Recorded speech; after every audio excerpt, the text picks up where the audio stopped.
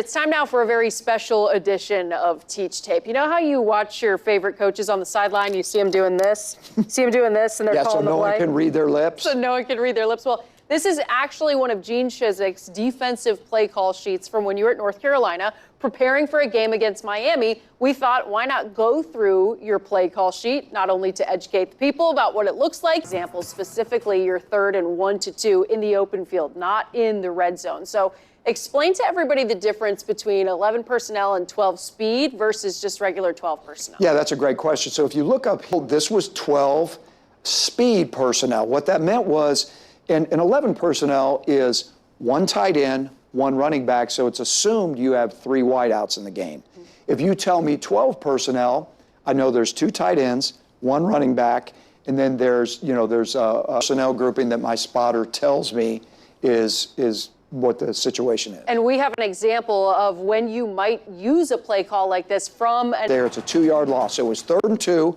they lost 2, great call. Glenn's eyes went right on his call sheet and knew exactly what he was going to call on 3rd and 2. And as we know, 3rd down stops in the SEC are important for winning football games. Everywhere. Georgia. Every league. Everywhere. Yes. In every league. That's very, very true. All right, let's look at some. In the low red, you could have 12 to 15 plays down there.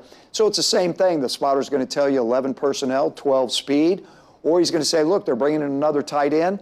In this particular game, there wasn't 3 tight ends or 4 tight ends that they were bringing into play. So those were our play selection calls down there. From the 13 to the 3, you tell me right now it's 11 personnel.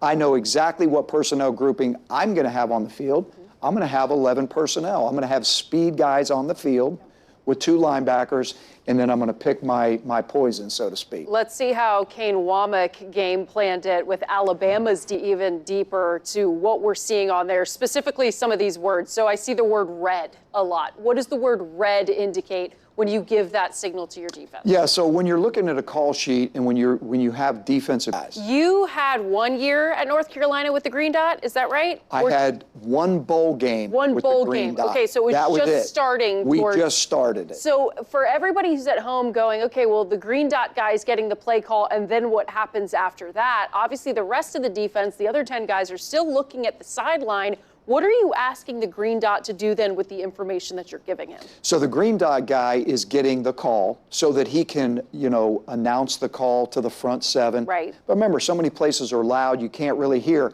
Everybody on the defense has to look for the signals. Mm-hmm. Defensive linemen, linebackers, DBs. Remember, in this day and age with so much tempo, everybody's got to see because things are happening fast. Right. The green dot guy has one deal that he's got to do. We change the signal callers and the signals. Yeah. We never change the verbiage. Man, this is what you get right here when you've got a coach in the studio. Teach Tape. Back to football now. When you look at this Georgia Bulldogs team, this offense has come alive, thanks in part to the play from tight end Lawson Lucky, who